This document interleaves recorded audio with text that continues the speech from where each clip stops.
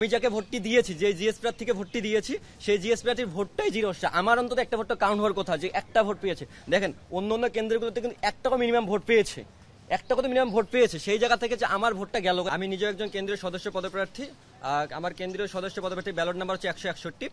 আমি মূলত গতকালকের ডাকসু নির্বাচনে যে ভোট কারচুপির যে অভিযোগগুলো আসছে তার প্রেক্ষিতে আমার সাথে ঘটে যাওয়া একটা ঘটনা শেয়ার করার জন্য এখানে এসেছি আজকে প্রেস ব্রিফিংয়ে।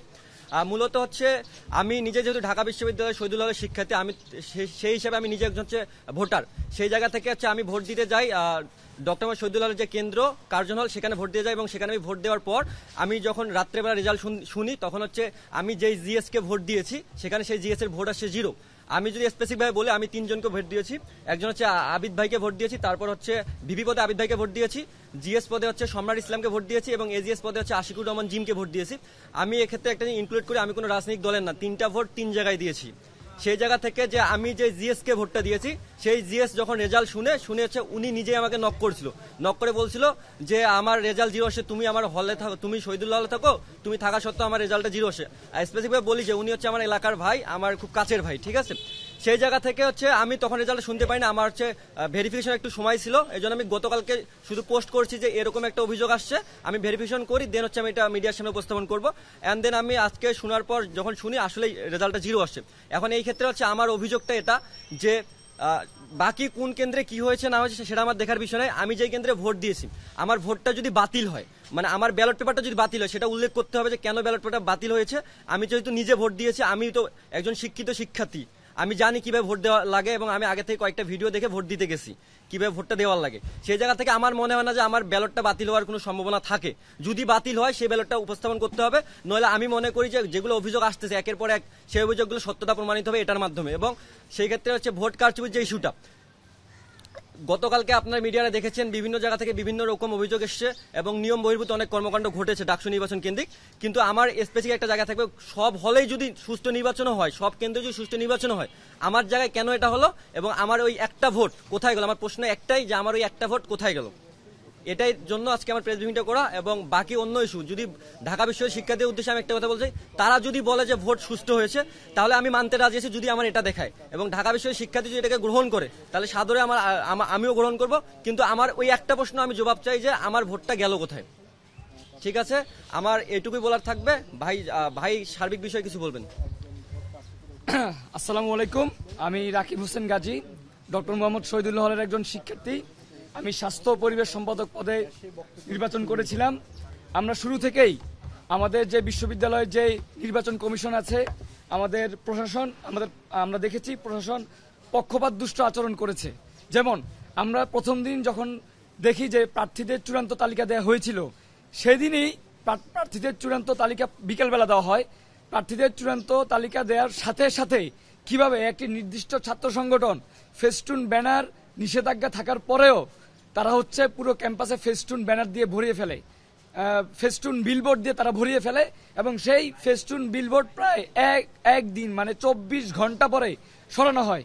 এই 24 ঘন্টায় তাদের যে যতটুকু প্রচারণা হয়েছে, এই প্রচারণাটুকু কি তারা কি অতিরিক্ত পায়নি? তখন প্রশাসন কেন সঠিক ব্যবস্থাটি নেয়নি? এবং তারা যারা হচ্ছে শিক্ষার্থীদের পক্ষে কথা বলছে, তারা যারা আচরণবিধির কথা বলছে, তারাই যদি শুরুতে আচরণবিধি লঙ্ঘন করে থাকে, তাহলে তাদের বিরুদ্ধে এখন পর্যন্ত কেন কোনো ধরনের স্টেপ নেওয়া হয়নি? এছাড়া আমরা দেখেছি যে দাগানো ব্যালটের যে বিষয়টা, দাগানো ব্যালটের বিষয়টা ঢাকা বিশ্ববিদ্যালয়ের ডাকসু নির্বাচনে কিভাবে এই ধরনের মানে ঘটনা আমরা দেখতে পাই, এটা আসলে কোনোভাবেই ডাকসু নির্বাচন থেকে আমরা আশা করতে পারি না। এছাড়া আমরা আরেকটি বিষয় লক্ষ্য করেছি, সেটি হচ্ছে স্লিপের বিষয়। একজন ডাকসু প্রার্থী অথবা তার পরিচিত যে ভোটার আছে, সে হচ্ছে 100 মিটার দূরত্ব থেকে ভোটার স্লিপ প্রদান করতে পারবে। কিন্তু আমরা গতকালকে দেখেছি 100 মিটার না, 1 মিটারের ভিতরেও ভোটার স্লিপ তারা হচ্ছে প্রদান করেছে।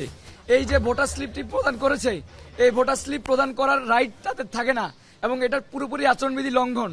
ওখানে নির্বাচন কমিশনের সবাই ছিল, ওখানে দায়িত্বরত যারা ছিল তারা কোনো ধরনের ব্যবস্থা নেয়নি, এবং কিছু কিছু কেন্দ্রে ভোটার স্লিপ 100 মিটারের ভিতরেও তারা কোনোভাবেই বিলি করার জন্য সুযোগ দেয়নি।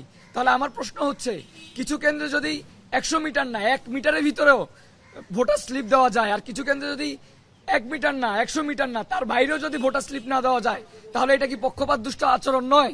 আর এই ধরনের পক্ষপাত দুষ্ট আচরণ করার কারণটা কি? এইটাই হচ্ছে আমার প্রশ্ন, যে ভোটার স্লিপ নিয়ে তারা যে কাহিনীটি করেছে, অর্থাৎ 100 মিটারের ভিতরে অনেকে ভোটার স্লিপ দিতে পেরেছে, 100 মিটারের বাইরে গিয়েও অনেকে ভোটার স্লিপ দিতে পারেনি। প্রশাসনের এই পক্ষপাত দুষ্ট আচরণের কাছে হচ্ছে আমার প্রশ্নটি থেকে যায়।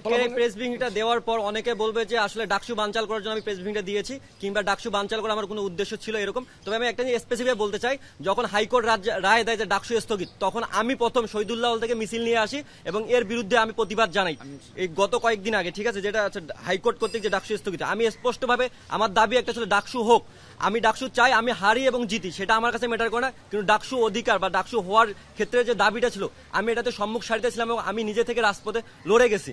এই জায়গাতে আমি একটা জিনিস বলতে চাই, এই যে ভোট কারচুপির যে অভিযোগটা আমার ক্ষেত্রে, আমি আমার অভিযোগটা স্পেসিফাই বলছি, আমি অন্য কারো অভিযোগ কে কতটুকু সত্য কি অভিযোগ দিচ্ছে আমার সেটা দেখার পিছনে আমি আমার যে অভিযোগ নিয়ে এসেছি, যে আমি যে ভোটটা দিয়েছি আমার ভোটটা গেছে কই, এটার জন্য হচ্ছে আমার আজকের এই অভিযোগ। এবং আমি বলতে চাই যে ডাকসু বানচালের কোনো সুযোগ নাই, এবং আমি বানচালের ক্ষেত্রে কোনো কখনোই পক্ষে ছিলাম না, আমি সবসময় বানচালের বিপক্ষে ছিলাম। এবং আমি এই জায়গা থেকে বলতে চাই যে যদি আমার এটা ওরা প্রমাণ দিতে পারে তাহলে হচ্ছে আমি সাদরে গ্রহণ করবো। হ্যাঁ, যেটা ঢাকা বিষয় শিক্ষার্থীরা রায় দিয়েছে সেটাকে আমি সাদরে গ্রহণ করবো। গতকালকে হচ্ছে ম্যামের সাথে একটা ছাত্র দলের ম্যামের সাথে একটা কনফ্লিক্টে গেছে, এরকম একটা ভিডিও ছড়াইছে, পুরো বাংলাদেশে ছড়িয়ে গেছে। এক্ষেত্রে বলি, দেখেন ওই ম্যাম দুইটা প্রার্থী, একটা হচ্ছে আবিদ আর একটা হচ্ছে সাদিক কায়েম ভাই, দুইজন প্রার্থী, একজনের ক্ষেত্রে হচ্ছে তিনি ভালো ব্যবহার করেছেন, আর একজনের সাথে তিনি আবিদ না কি বলে মায়েদ ভাই সাথে তিনি হচ্ছে পুরোপুরি রাব ব্যবহার করছেন। এই ক্ষেত্রে আমি আমার জায়গা থেকে বলতে চাই যে আপনি সমান দৃষ্টিতে সকল প্রার্থীকে দেবেন। ভোট নির্বাচনের রেজাল্টের আগে আপনি সবাইকে সমান দৃষ্টি দেবেন। আপনি আগে থেকে যদি প্রেডিকশন করেও থাকেন যে কে জিতছে, এটা দেখার পিছনে যতক্ষণ না রেজাল্ট না আসে, প্রেডিকশনের জায়গা থেকে যতক্ষণ না রেজাল্ট আসে ততক্ষণ আপনাদের নির্বাচন কমিশনের উচিত যে সবার সাথে সমান ব্যবহার করা, কারোর সাথে এইরকম দুর্ব্যবহার করা না। আপনি অভিযোগ পাচ্ছেন, আপনি এর আগে অনেক অভিযোগ পেয়েছেন। আপনি দেখেন, আপনি যে নির্বাচনী যে আপনি গঠনতন্ত্র দিয়েছেন যে কিভাবে নির্বাচন, তারপর হচ্ছে আপনি মনের পথে সংগ্রহের ডেটও একদিন বাড়াইছেন। এটা কিভাবে বাড়াইছেন সেটাও আমাদের জানা, এটা সবাই জানে কেন বাড়াইছেন।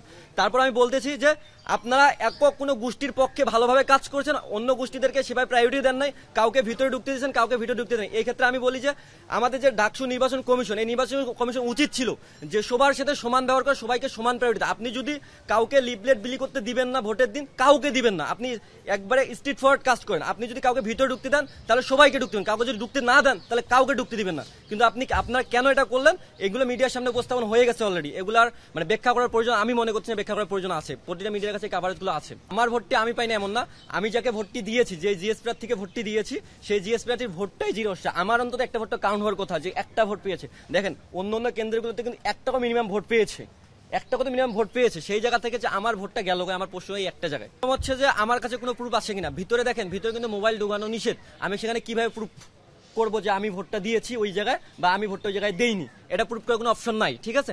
এন্ড দেন হচ্ছে যে লিখিত অভিযোগ। দেখেন কালকে সারা আমি এই একটা কি আর অপেক্ষায় ছিলাম যে আসলে যে জিএস আমাকে বলছে যে তার ভোটটা জিরো, আমি কিন্তু নিজের চোখে দেখি নাই।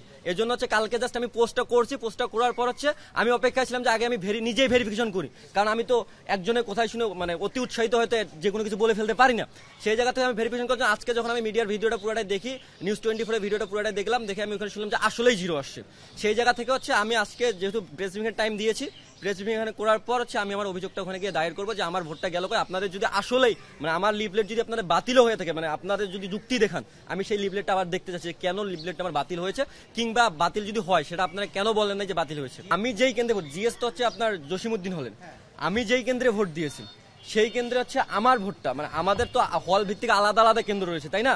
আমি শহীদুল্লাহ হল, আমার কেন্দ্র হচ্ছে কার্জন হল, আমি সেখানে ভোট দিচ্ছি। আমি একজন ভোটার প্লাস একজন প্রার্থী, আমি সেখানে ভোট দিই, সেই ভোটটা গেল কই। একটা ভোট তো কারণ হওয়ার কথা ছিল।